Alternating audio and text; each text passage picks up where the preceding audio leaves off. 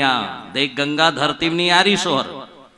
ये जब मानव पैदा होइस ना सबसे पहली गंगल प्रणाम करे है गंगा मैया आप धरती में आ जाना।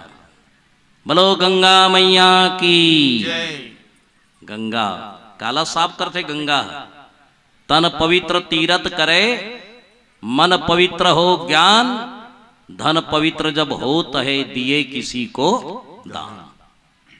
सदगुरु से मन पवित्र होता गंगा से तन पवित्र होता और धन से दान से धन पवित्र हो। ब्रह्मा जी महाराज चले गए और जाके खड़े हो गए और मनुष्य तैयार करी सो। पहली मानव धरती में नहीं आ रही तब के बात करत हो न जात है न पात है कुछ नहीं। आओ सोच के देखो बल जन्म कहाँ ले है न मन के जन ला जानबे दर्शक जन ला जानबे मैं कहाँ जन्म ले मोर